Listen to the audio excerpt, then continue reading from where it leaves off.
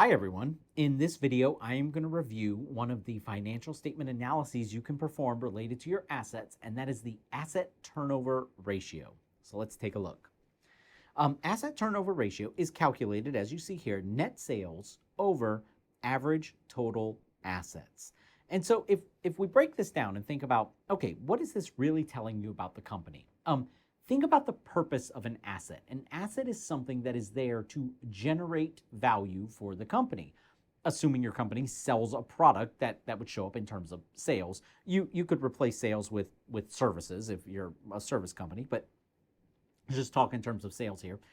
You take your assets, you essentially generate sales based on your assets, whether that's equipment used to build a product, whether that's the product itself, inventory, whatever the case may be. And so by taking net sales and dividing it by the average total assets on hand, what you are essentially calculating is how much do you convert your assets into actual sales? How often do you realize the value generated from these things that are supposed to be generating value? And so let's do this exercise. Here I have some financial statements for Macy's. I apologize that it's a little bit blurry to read here. But asset turnover is net sales over average total assets. So net sales for Macy's, they actually report that. And I'm just going to do the most recent year here. So 2019, net sales are $24,560. And then I need average total assets. Now, for simplicity's sake, in most introductory level accounting courses, they just say, oh, last year, this year, add them together, divide by 2. So that's what I'm going to do here. We've got the 2 most recent years. I'm going to find my total asset line. And then there are my numbers. So I've got over 21,172 plus 19,194. All that divided by 2. So I've got all my numbers in place. I'm going to go ahead and pull up my calculator for this one. 21,172 plus 19,194 equals divided by 2. So my average total assets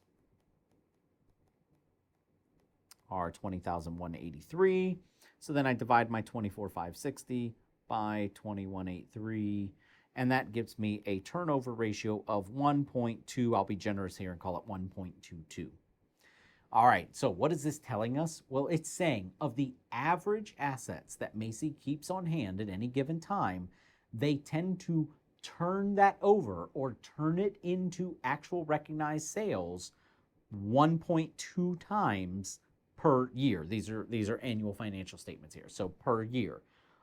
And that's essentially what it tells you. Now, is 1.2 good? Is it bad? Well, for that, we would have to calculate it, say, for another year for Macy's and see, is this higher or lower than prior years? In this case, higher would be better, right? That means you're putting your assets to better use. You're generating more sales from those assets.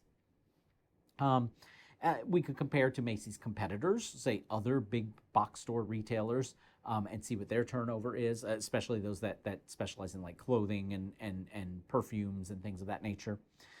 Or you could compare to Macy's industry and compare there. But on the surface, what the 1.2 tells you is they tend to turn their assets into recognized revenue 1.2 times during the year. Good, bad, we don't know absolute. We can compare to other companies or to other years to say for sure. One last thing I would like to point out before I wrap this video is, typically when you do financial statement analysis, you're after a specific goal of, okay, do you want to analyze profitability, liquidity, solvency? The asset turnover ratio is actually unique in that it is an efficiency ratio. How good are you at converting something into something else? How efficient are you at doing that?